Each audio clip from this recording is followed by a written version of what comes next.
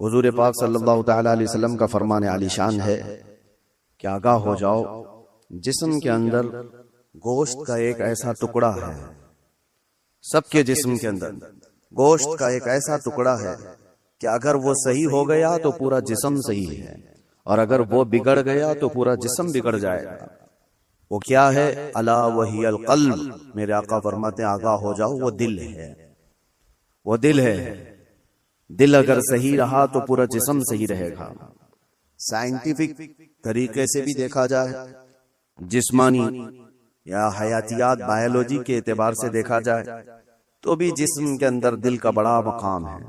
روحانی اعتبار سے بھی، اسلامی نظریے کے اعتبار سے بھی دل کا بڑا مقام ہے۔ اس کو رئیس الاعضاء کہا گیا ہے، سارے اعضاء کا، ہمارے سارے باڈی کے پارٹس کا بادشاہ ہے۔ اس کے صحیح ہونے کو میرے آقا صلی اللہ تعالی علیہ وسلم نے اسی لیے فرمایا کہ اگر وہ صحیح ہو گیا تو پورا جسم صحیح ہے۔ تمہاری آنکھیں صحیح کام کر رہی ہوں گی، تمہارے ہاتھ اور پیر صحیح کام کر رہے ہوں گے، تمہاری زبان صحیح بول رہی ہوگی، ذہن و دماغ صحیح کام کر رہا ہوگا۔ لیکن دل اگر بگڑ گیا ہے، اس کے اندر دوسری چیزیں بھر گئی ہیں، تو پھر ہر چیز فسادی ہو جائے گی۔ اس کی آنکھوں سے بھی، اس کے ہاتھوں پیروں سے بھی، اس کی زبان سے بھی برائیاں ہی صادر ہونے لگ جائیں گی۔ تو اسی لیے اولیاء کرام کے مدرسے میں خاص طور پر دل کی صفائی پر توجہ دی جاتی ہے، جس کو تزکیہ قلب کہا جاتا ہے، تصفیہ قلب کہا جاتا ہے۔ صفائی، دل کی صفائی اور دل کی پاکیزگی، یہ بہت ضروری چیز ہے۔ اس کے بغیر آدمی کے اندر کوئی چیز ٹھہرتی نہیں، اور دل کا معاملہ ایسا ہے کہ پل میں تولا پل میں ماشا، کبھی ادھر کا ہوتا ہے کبھی ادھر کا ہوتا ہے، ابھی کچھ اور سوچ رہا ہے، تھوڑی دیر کے بعد کچھ اور دل میں آ رہا ہوتا ہے۔ قلب کہتے ہیں پلٹنے کی چیز کو۔ عربی میں جو پتا ہوا میں گرا ہوا ہوتا ہے، سوکھا پتا، دیکھیں ہوا میں وہ کتنے بار ادھر سے ادھر ہوتا رہتا ہے، تو اسی طرح سے دل کو بھی کہا گیا ہے کہ یہ ہواؤں کی طرح پتا جس طرح سے الٹ پلٹ ہوتا رہتا ہے، دل کا بھی معاملہ وہی ہے۔ اور دوسری ایک حدیث ہے، اللہ کے رسول صلی اللہ علیہ وسلم ارشاد فرماتے ہیں، تم کیا سمجھتے ہو کہ دل تمہارے کنٹرول میں، تمہارے قابو میں؟ ان القلب بین اصبعی الرحمن، بے شک دل اللہ کی دو انگشت قدرت کے بیچ میں ہے، جس طرف چاہے رب تعالیٰ اسے گھما دے۔ اسی لیے رسول کریم صلی اللہ تعالی علیہ وسلم جب نمازوں میں دعا کرتے تھے تو ایک دعا حضور سے یہ بھی ثابت ہے، ہمیشہ میرے آقا یہ دعا کرتے تھے، یا مقلب القلوب ثبت قلبی علی دینک، اے دلوں کو پھیرنے والے خدا، میرے دل کو اپنے دین پر قائم رکھ۔ یہ دعا آپ بھی کیا کریں کہ رسول کریم صلی اللہ تعالی علیہ وسلم نے ہمیں تعلیم دی ہے اس چیز کی کہ دلوں کو پھیرنے والے خدا، آج تو دل تیرا، آج تیری طرف سے دیا ہوا یہ دل اسلام پر ہے، ایمان پر ہے، کیا پتا کل کا آنے والا دن اس دل کو کس طرف پھیر دے، آنے والے حادثات دل کے اندر کیا چیزیں پھیلا دیں، کیا چیزیں ڈال دیں۔ اچھے اچھے لوگوں کو بگڑتے ہوئے دیکھا ہے۔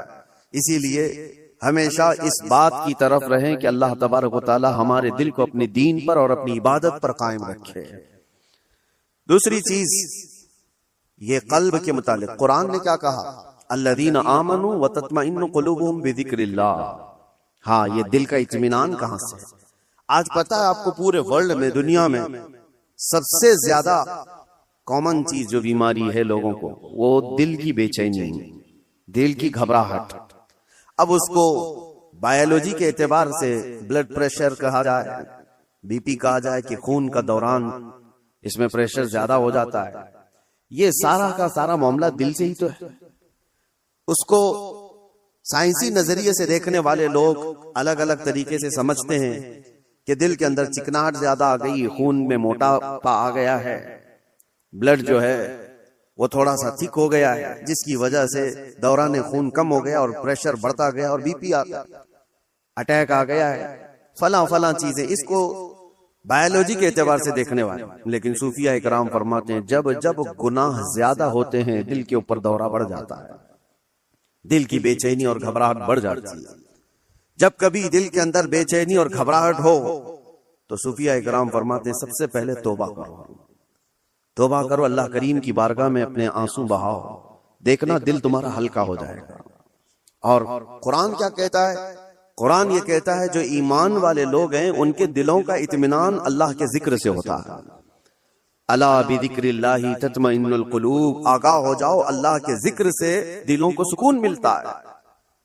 اور یہاں حال یہ ہے کہ جو ایمان والے ہیں وہ مہینوں ہو جاتا ہے اللہ کا ذکر نہیں کرتے، تو پھر دل کو انہوں نے بے چین ہی تو رکھا ہے، دل کو غذا نہیں دی ہے، دل کو ایسی آوارہ چھوڑ رکھا ہے۔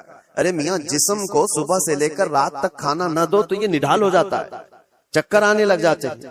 اگر 2-3 دن کھانا نہ دیا جائے تو جسم تو ختم ہی ہو جاتا ہے۔ تو جب جسم کمزور ہوتا ہے بغیر غذا کے، تو دل بھی کمزور ہوتا ہے بغیر غذا کے، اور دل کی غذا ہے اللہ کا ذکر۔ اللہ کا ذکر جب جب ہو تو یہ دل کو پاورفل بناتا ہے، دل کے اندر مضبوطی آتی ہے۔ 2 چیزیں خاص کر لیں اپنی زندگی میں، ایک استغفار کثرت سے، استغفر اللہ ربی من کل ذنب واتوب الیہ، بیٹھتے اٹھتے جس وقت بھی ہو استغفار کثرت سے کرو کہ توبہ کرنا ہے۔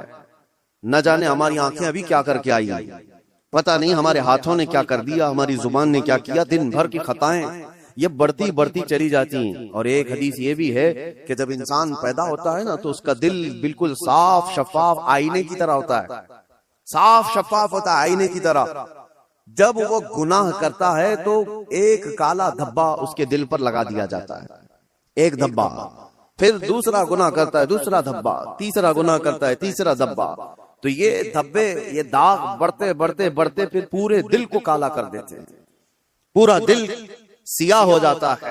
اور جب دل کالا ہو جائے تو اس کی علامتیں یہ بتائی گئی ہیں کہ مسجد میں زیادہ دیر بیٹھنے کا من نہیں کرتا، قرآن زیادہ دیر پڑھنے کی طبیعت نہیں چاہتی، جلدی سے قرآن بند کر دو، جلدی سے مسجد سے نکل کر بھاگ جاؤ، نیکیوں کی طرف اس کی رغبت نہیں ہوتی، جیب میں پیسے ہوں گے لیکن کسی کو خیرات کرنے کا دل نہیں کرتا۔ تو یہ دل کے کالے ہونے کی علامات ہیں، سیاہ ہونے کی علامات ہے۔ یہ ایکسرا مشین سے اور سونوگرافی سے معلوم ہونے والی چیزیں نہیں ہیں، یہ اللہ کے نبی صلی اللہ تعالی علیہ وسلم نے بیان فرمایا۔ اب اس کے علاج کی طرف ہمیں توجہ دینی۔ آج دنیا نے ہمارے دلوں کو اپنے رنگین گناہوں سے سیاہ کر ہی دیا ہے۔ دیکھیں ہم صبح سے شام تک جن کاموں میں مصروف ہیں، آج سب سے زیادہ ہمارے پاس کوئی چیز مشغول ہے تو وہ ہمارا T V screen, mobile screen, نہ جانے وہ کن کن چیزوں کو دکھاتے ہوئے ہماری آنکھوں کو خرید جاتے ہیں، کنٹرول بھی نہیں رہ پاتا، اسی لیے دل پر بوجھ بڑھتا جا رہا ہے۔ جس کو آپ ٹینشن کہتے ہیں، جس کو آپ لوگ ڈپریشن کہہ رہے ہیں، یہ صرف حادثات کا یا پھر دنیاوی کسی خسارے کا ٹینشن نہیں ہے، یہ دل کا سیاہ پن دماغ پر بوجھ بنا دیتا ہے، بھاری ہو جاتی ہے طبیعت۔ کچھ لوگوں کو گھروں میں طبیعت نہیں لگتی کہ بیٹھنے کا بھی من نہیں کر رہا، کھانے کا بھی من نہیں کر رہا، کسی سے بات کرنے کا بھی من نہیں کر رہا۔ یہ بہت اپر لیول پر آ گئی چیز کہ اس کی دل کی بے قراری بہت بڑھ گئی ہے، گھبراہٹ بہت زیادہ بڑھ گئی ہے۔ اسی لیے ہم صوفیہ اکرام کو دیکھتے ہیں، جب کبھی کسی کے دل کی بے چینی بڑھ جاتی، گھبراہٹ بڑھ جاتی، تو وہ کسی اللہ والے کی بارگاہ میں چلے جاتے تھے، صوفیہ اکرام کی بارگاہ میں چلے جاتے، آستانوں پر چلے جاتے، اللہ کا ذکر کرتے، پھر وہ اپنے دل کی پاکیزگی لے کر کے واپس لوٹتے۔ وجہ کیا ہے؟ اب میں علاج کی طرف آتا ہوں کہ دل کو پاک کرنا ہے تو کیا چیز چاہیے؟ کئی علاج ہیں، اس میں سب سے پہلا تو ذکر الہی۔ اللہ کے رسول صلی اللہ تعالی علیہ وسلم نے جو فرمایا اس کو بھی میں آپ کے سامنے رکھتا ہوں۔ پہلے ہم چل رہے ہیں کہ اسلام میں ہر چیز کے پاک کرنے کا طریقہ بتایا گیا۔ کپڑے پر اگر نجاست لگ گئی تو پاک کرنے کا طریقہ ہے، نجاست پیشاب پخانہ کسی بھی چیز کی غلاظت لگی ہو تو اس کو پاک کرنے دھلنے کا طریقہ ہے۔ کپڑے کو 3 بار دھو، 3 بار نچوڑو، اچھے سے سکھاؤ، کپڑا پاک ہو جائے۔ برتن میں نجاست لگ جائے تو اس کے پاک کرنے کا طریقہ ہے۔ اگر پانی کی بالٹی میں کوئی نجاست گر گئی اس کو پاک کرنے کا بھی طریقہ ہے۔ فقہ میں سب کے کنویں میں نجاست گر گئی، کنواں تھا اس میں چوہا گر گیا، بلی گر گئی، بکری کتا جو بھی جس سائز کا ہے اس کے سب کے مسئلے موجود ہیں، کتنے ڈول پانی نکالنے پر یہ پانی پاک ہو جائے گا۔ زمین کے پاک کرنے کا بھی طریقہ ہے۔ زمین پر اگر نجاست لگی، مثال کے طور پر کسی جانور نے لید کر دیا، گوبر کر دیا، اب نجاست تو لگی ہے، اس کو پاک کیسے کیا جائے؟ تو فقہ کا قانون ہے کہ زور بارش ہو جائے یا آپ تیزی سے اس پر پانی بہاؤ اور پھر تیز دھوپ پڑ جائے، زمین سوکھ گئی تو وہ زمین پاک ہو گئی، کیونکہ اب اس کو نچوڑا نہیں جا سکتا، زمین تو جہاں ہے وہی، تو اس کا قانون یہ ہے کہ تیز بارش ہو گئی اور تیز دھوپ پڑ گئی، سوکھ گئی زمین تو پاک ہو گئی. بارش نہیں ہے تو تیز پانی مار دیا اور اس کے بعد دھوپ لگنا ضروری ہے، تیز دھوپ اس کو لگی ہو تو زمین پاک ہو گئی. تو یہ نجاستوں سے پاک کرنے کے طریقے.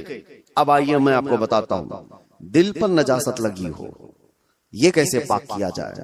گناہوں کے دھبے لگے ہو، اس میں نہ جانے لالچ، غیبت، کینہ، بغض، عداوت، نہ جانے کیا کیا چیزیں بھر گئی ہوں. یہ نجاست پاک کرنے کا طریقہ کیا ہے؟ مولانا جلال الدین رومی مثنوی شریف کے مصنف فرماتے ہیں دل کو پاک کرنے کا طریقہ ویسی ہی ہے جیسے زمین کو پاک کرنے کا طریقہ ہے. زمین کو پاک کرنے کے لیے تیز بارش کا ہو جانا اور تیز دھوپ کا پڑ جانا کافی ہوتا ہے کہ زمین پاک ہو جاتی ہے. دل کو پاک کرنے کے لیے ذکر الہی کی بارش ہونا چاہیے اور کسی شیخ کامل کی تیز نگاہ پڑنی چاہیے، دل پاک ہو جاتا ہے. ذکر الہی کی بارش ہو تو پانی کی طرح اس کو دھل دیتا ہے، اور اس کے بعد کسی شیخ کامل اللہ والے کی نظر اس پر پڑے تو پھر اس کا دل اسی طرح سے سوکھ کر کے پاک ہو جاتا ہے جیسے زمین پاک ہو گئی. آج ہمارے لیے یہی تو مسئلہ ہے کہ ہم اپنا وقت اپنے دل کی پاکیزگی کے لیے نہیں نکال پاتے.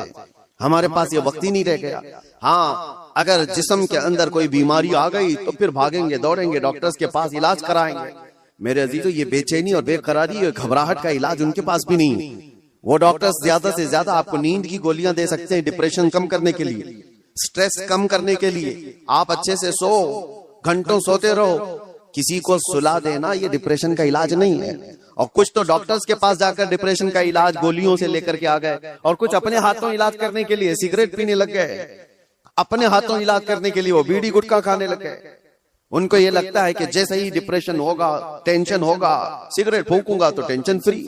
اس سے 2 قدم آگے بڑھ کر کچھ لوگ شراب کی طرف چلے گئے، اس سے آگے قدم بڑھ کر کے چرس، افیون، گانجا اس پر چلے گئے. ان سب سے پوچھو تو یہ کی جواب دیتے ہیں ٹینشن فری ہو جاتے ہیں یہ لے کر کے.